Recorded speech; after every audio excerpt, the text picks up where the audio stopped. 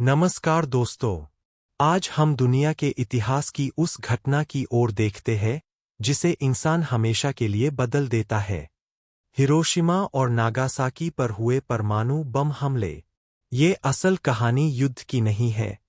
ये दर्द, विनाश, मौत और शांति की पुकार से जन्मी एक सीख है जिसे हर इंसान को याद रखना चाहिए। दूसरे विश्व युद्ध की पृष्ठभूमि। साल था 1945। द्वितीय विश्व युद्ध में लगभग अपने अंत की ओर जा रहा था। जर्मनी हथियार डालने की तैयारी में था, लेकिन जापान अभी भी युद्ध के लिए तैयार था।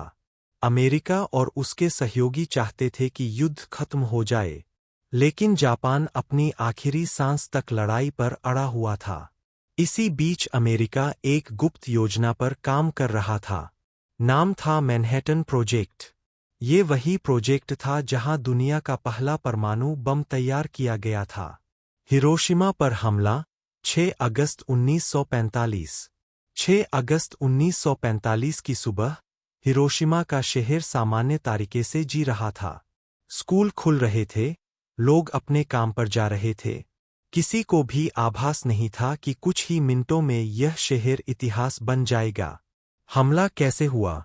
सुबह 8 बजे 15 मिनट अमेरिका का B-29 बमवर्षक विमान एनोला गे हिरोशिमा के शिखर पर आया और नीचे बम गिराया। उस विनाशकारी बम का नाम था लिटिल बॉय।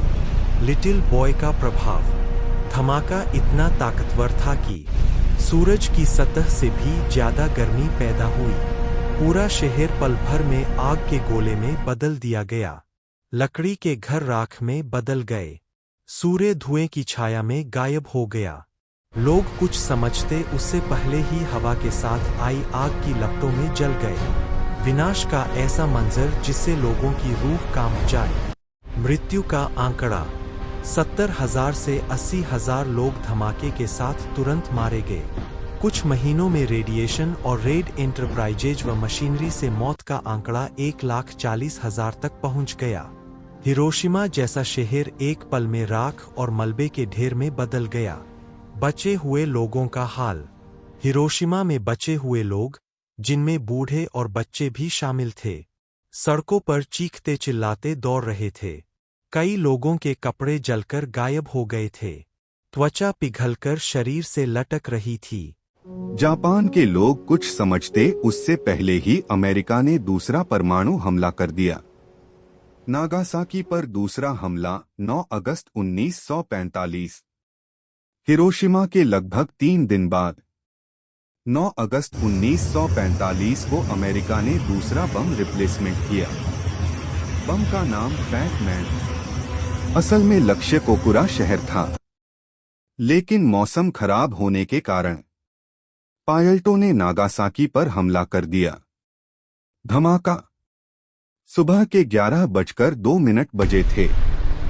नागासाकी पर फैट मैन विनाश का कहर बरपाने के लिए गिरा दिया गया। पूरे नागालैंड आग के समुद्र में बदल दिया गया। स्टील फैक्ट्रियां, घर, बाजार सब राख हो गए। मृत्यु के आंकड़े। पहले दिन लगभग 40,000 लोग मारे गए। बाद में यह आंकड़े 70,000 से 80,000 तक पहुंच गई। जापान का आत्मसमर्पण। भीषण नरसंहार के बाद जापान ने घुटने टेक दिए। जापान में रेडियो का प्रभाव इतना खराब हो गया कि 15 अगस्त 1945 को सम्राट हिरोहितो ने अंततः कहा, हम युद्ध और विनाश को और आगे नहीं बढ़ा सकते, हम समर्पण करते हैं। यही द्वितीय विश्व युद्ध का अंत था। परमाणु बम का दुष्परिणाम। इन दावों का असर सिर्फ उस समय तक सीमित नहीं रहेगा। रेडिएशन का असर। हजारों बच्चे विकलांगता के साथ पैदा हुए। कैंसर, त्वचा रोग, आंखों की बीमारी तेजी से फैलने लगी। जमीन और पानी जहरीले हो गए। कई परिवार प्रस्थान तक कष्ट सहते रहे। आज का हिरोशिमा और नागासाकी।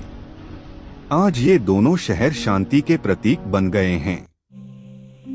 वहां विशाल स्मारक बनाए गए हैं, जिन्हें दुनिया याद दिलाते हैं कि परमाणु युद्ध सिर्फ प्राणघातक रूप से लाया गया है, कोई जीत नहीं।